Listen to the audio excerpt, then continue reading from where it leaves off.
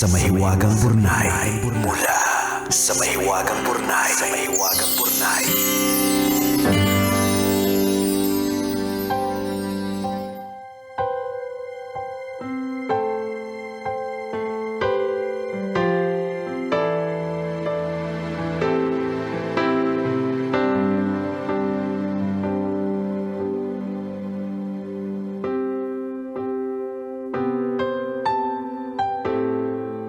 Dear kumikinang na tambalang Nicole Ayala at Diego Bandido. Itago niyo na lang po ako sa pangalang Mimay, isa sa marami ninyong silent listeners dito sa Malabon. Sumulat po ako kasi gusto ko po sanang humingi ng payo. Naguguluhan po kasi ako kung itutuloy ko ba ang pakikipag-break sa boyfriend ko. Bago pa lang naman po kami, 1 month pa lang. Kaso, parang hindi ko na po talaga kayang ituloy. Kung bakit, hayaan niyo pong ibahagi ko sa inyo. Last Saturday po kasi, dinala ko ng boyfriend ko sa bahay nila. Gusto daw po akong makilala ng pamilya niya. Excited pa ako nung una. Nagbihis ako na maayos at nagdala ng prutas. Pagpasok ko sa bahay nila, napansin ko na may kakaibang amoy. Para bang pinaghalong pawis at maduming medyas. Grabe. Yung electric fan nila hindi lang hangin ang binubuga. May kasama ding alikabok. Yung TV malabo na dahil halatang matagal nang hindi napupunasan. Yung mesa may marka ng kape, mantika, toyo at kung anong sarsa na parang permanenteng disenyo na. Sinabi ko na lang sa sarili ko na baka naman hindi lang sila nakapaglinis lately. Nang makaramdam ako ng uhaw, sabi ng nanay niya, nasa mesa daw yung tubig. May nakita nga akong pitchel pero wala namang baso. Maya-maya, dumating ang tatay niya. Kinuha yung pitchel sa mesa, tinanggal ang takip at uminom dito! Pagkababa niya, kinuha naman ng kapatid. Sumunod yung nanay. Tapos, yung girlfriend ko. Parang may relay race ng laway. Unti-unti nang natutuyo ang lalamunan ko pero naisip ko na baka mas ligtas pang ma-dehydrate kesa sumunod sa pila nila. Hindi pa doon natapos. Habang naghahain ng pagkain yung nanay niya, may kutsara sa mesa na nahulog sa sahig. Dinampot ng kapatid niya. Hinipa ng 2 beses na para bang may magic spell yung ihip niya. Tapos ibinalik yung nahulog na kutsara sa lagayan. Ilang sandali pa, may umakyat na pusa sa mesa. Naglakad sa tabi ng ulam na para bang inspektor. Pabababain ko sana yung pusa pero sabi ng nanay niya, hayaan lang daw at pamilya. Pakbet at pritong tilapia ang ulam. Masarap naman pero habang kumakain kami, paikot-ikot sa paa namin yung aso. Paminsan-minsan sumasampay yung 2 paa sa tatay ni girlfriend. Ang gagawin ng tatay, susubuan gamit ang kamay na ginamit ding pangkuha ng ulam niya. Tapos ayaw mong breakin? Bakit? Partida, hindi pa tapos yung kwento mo, ha? Eto pa. Pagkatapos namin kumain, pinaghalo-halo yung mga tira-tirang kanin at ulam sa isang plato, nilapag sa sahig. Nagtakbuhan ng aso't pusa at doon mismo kumain. Hindi man lang nilipat sa ibang lagayan.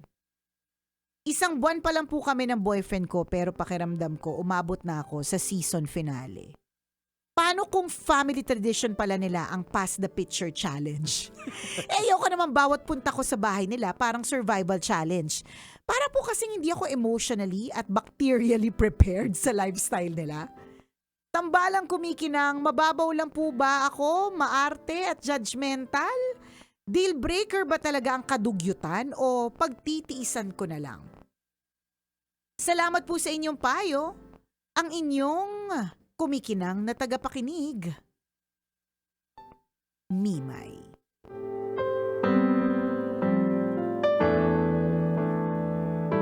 Mima, hindi pa tapos yung kwento mo. Alam mo na yung sagot ni Nicole Yala.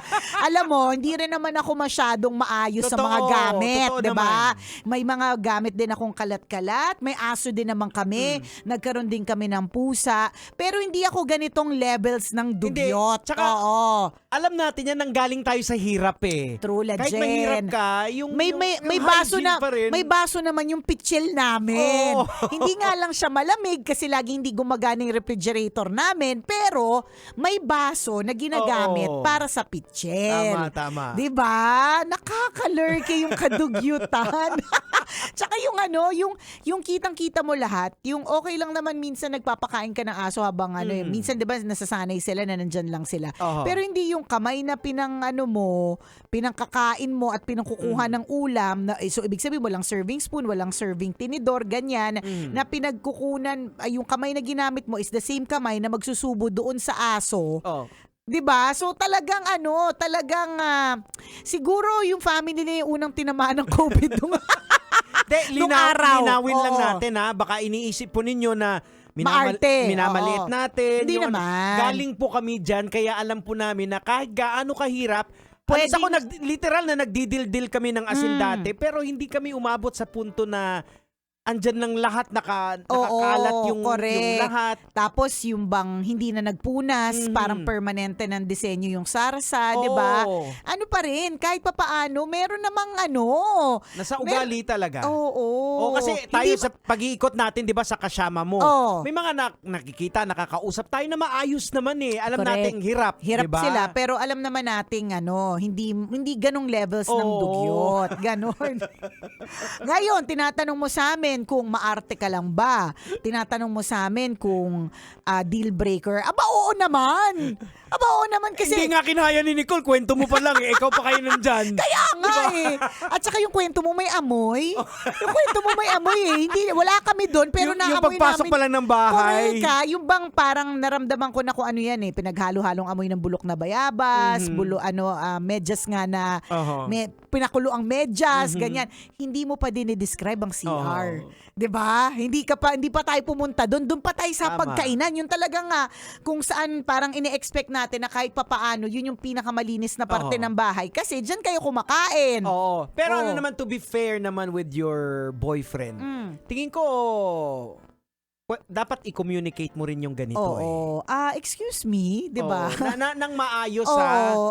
Normal lang ba sa inyo yung mga ganyan na Oo. So ngayon, pag sinabi ng boyfriend, normal lang. Okay. At least alam mo yung sagot. Break na tayo. Hindi, alam mo, may mga ibang tao na kaya nila yan eh. Oo. May mga ibang tao Kasi- na hindi sila, tawag doon, maselan. Ganon. Pwede naman kasi magbago si boyfriend eh. Pwedeng Hindi naman siya pwede. nadidefine ng family. Pero in fairness naman sa kanya, i-communicate mo yung Correct. ganyan. At saka hindi naman din masama na maging Oo. malinis sa katawan. I mean, kung magko-communicate ka, tapos tuturuan mo siya, at eventually maturuan niya yung pamilya, Oo. it's for the good of the whole Correct. family. Oo. Tandaan mo nung panahon ng pandemic, isa sa mga sinasabi nila na paraan ng pagpasa daw ng COVID, kaya isa sa mga una nagsara ay yung mga buffet. Mhm. Tsaka even if nagkaroon na ng vaccine, tapos Oho. medyo nagno-normalize na lahat, yung mga buffet meron pa rin sila mga cover. Correct. Hindi ka pwedeng kumuha Oo. noon. Ngayon kasi medyo Oo. bukas na talaga, pwede ka nang kumuha, ganyan. Kasi nga, pag buffet kasi, usually pag nakapila, nag-uusap. So doon pa lang tayo sa talsik ng Tumatalsik. laway. Hindi pa nga ito yung sigurado kang tumatalsik yung laway. Yung kapag ka kumukuha, nagkakaroon ng mga sharing, ganyan. Yung pa lang yun ha, hindi pa yung actual na nasaksihan mo doon. So, Tama. ang sinasabi lang natin, hindi lang dito yung hygiene, 'di ba? Correct. Sinasabi natin dito yung protection. Sabi mo nga na mas mabuti nang ma-dehydrate ako kesa sumama ako uminom dun dun sa sa laway, 'di ba? Nila. Kasi hindi totoo napapasa talaga ang mga sakit, 'di ba? Sa laway. Tama. Iba't ibang uri ng sakit ay napapasa sa laway. O Correct. ayaw naman natin ng ganon. Ay, Ayun. Ngayon ako nakarinig ng ganyang kadugyot. I mean, ang dami kong dugyot friends. Ako din naman dugyot ako. Alam mo yun. Pero hindi naman ito talaga. Kung magkakaroon ng organisasyon ng mga dugyot, I nominate them as the president and vice president. Tandaan po natin, marami po tayong mga kababayan na hika-host, sobrang hirap, halos wala na makain, pero malinis po. True. Marunong mag-ayos ng kanilang tinutuluyan. Correct. Pero ayon sa kwento mo, doon lang kami bumabase kasi nga sabi nga ni Nicole, ang baho pa lang ng kwento mo eh. Oo, inaamoy namin. Umaalingasaw eh. Alam mo yung parang hindi ko pa nakikita yung unan nyo, di ba? Hindi mo pa nga nasilip yung pitcher, baka Hindi pa may lumalangoy doon. Ako nga, Jegs yung anak ko, kapag ka uminom siya for example sa baso ng tumbler niya, tas uhaw na uhaw ako, wala na ako dyan, anak ko naman yan, di ba? Pero pag inom ko, raramdaman ko yung mga residue ng tasty. Parang siya lang, bumabalik. Bumabalik. So siya lang umiinom yan ha. Paano kung lahat ng Oo. members of the family umiinom sa isang lagayan? 'Di ba? Alam mo hindi talaga sa pagiging maarte ito eh. Ito'y disiplina din. Correct, yung hygiene. Hygiene, Oo. 'di ba? Hindi na yung sa kaartehan eh. Gusto mo naman na maging maayos at maging malinis para hindi rin magkaroon ng sakit, 'di ba? Yan yung mga nakikita natin na nagva-viral, yung mga mekos-mekos na Ayo, yung kinakamay yung paninda. Correct. So, Kinakamay yung paninda, pinapaa, di ba? Yan. Baka nga may lahing mekos-mekos. Hindi ko Baka ganun nga sila. Di ko alam. So, ikaw, it's up to you ha. pero again hindi naman dinidefine nung family niya yung boyfriend. Kasi pwede pa namang magbago. Oo. Yung mga ganito mga bagay, pwede pong ituro. Oo. Oo. So, wag mong hihiwalayan na walang rason. Tanungin mo unfair rin. naman eh. Tanungin mo rin sa kanya. Baka naman kayang, Oo. maging mas malinis. Hindi naman kailangang sobrang ganda ng bahay basta malinis. Di ba? Correct. Minsan may mga gano'n na Oo. kahit maliit lang yung bahay nila, kahit siksikan sila, pero dahil maayos naman sila sa kanilang pamamahay, Yes. okay sila. Oo. Di ba? Ayan. Ganon. Nakakaloka. Hindi ko kinakaya. So, Mimay, pag-isipan mo muna mabuti. And to be fair with your boyfriend, tingin ko medyo kahit isang buwan pa lang kayo, nagustuhan mo na rin din naman siya. True. Kaya nga hindi ko magets kung bakit parang di mo mahiwalayan. Kasi ayaw mong isipin nila na maarte ka. Oo. Or siguro tinatanong mo pa muna sa paligid kung dahil lang ba dito, Oo. kaya kami maghihiwalay. Kasi Ganon. eto naisip ko dahil natagalan mo naman siya na isang buwan, ibig sabihin hindi mo siya naaamoy. Oo. So, Okay naman siya. Baka kahit sa bahay naman ang Oo. Wag na kayo dun tumambay. Oo. 'Di ba? May mga ways and means eh. Tsaka sinabi niya ba kung ilang taon siya? May mga ibang tao kasi, Jegs, na hindi nila alam that what they're doing is out of the ordinary. Kasi baka hindi sila nakakalabas sa mundo. Yan, oo. isa Meron pa din yan. ganon. Like, ito yung isang perfect example ko I know of Yun yung actual kwento mo people na, na akala nila yung pagpag yes, ay is normal food. na pagkain. Nung nag-college na lang sila, nung nakalabas na sila doon sa community na meron sila, 'di ba? Kasi pag nagka-college ka, 'di ba, Oo. university ka na o kaya napapadpad ba sa ibang Oo. lugar, saka lang nila nalaman na hindi normal ang pagkain na pagpag. Tama. So baka may ganong kwento. Oh, actually sa Tondo meron yan, may napanood ako ng documentary na kinokolekta nila yung mga sa labas ng mga food chain, yung mga tira-tira, inuhugasan tapos piniprito tapos ulit. binibenta. Oh, may ganon. Oh, yun yung pagkain nila. Well, at least yun inugasan. Tapos prinito ulit. para sa akin katanggap-tanggap. Pwede pa, di ba? Pwede pa. Kasi crunchy na pag nakita mo correct. At saka, I love it. Binabad sa mantika. Super sarap niyan. Pero iba to eh. Iba yung kwento ni Mimay. May something dito sa kwento ni Mimay na hindi ko Correct. talaga kinakaya. Tapos alam mo yung nanggagalaiti na yung lahat, yung pag hinawakan mo siguro yung mesa, yung mantika, naghahalo-halo na lahat. Lapot-lapot na. Hindi mo alam kung kailan pa ito. Ganyan, di ba? Ayan.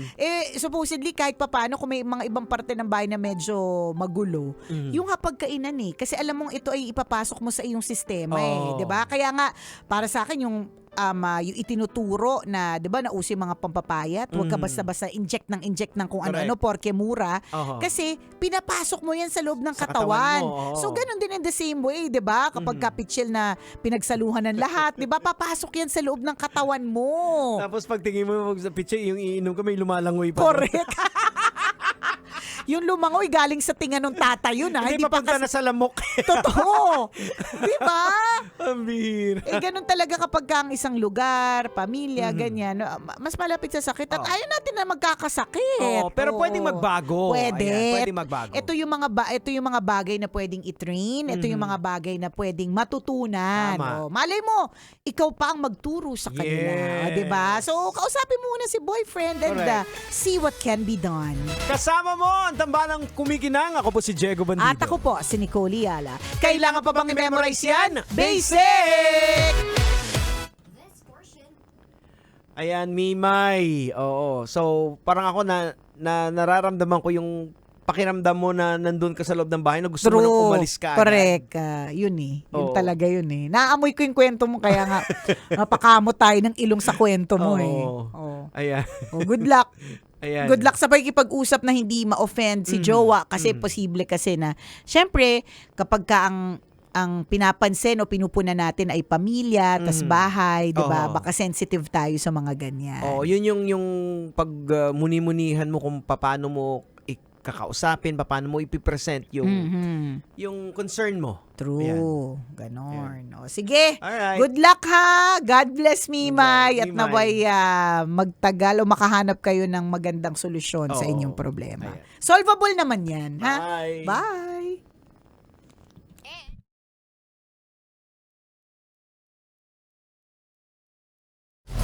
Metro's #1 Love Radio. Basic!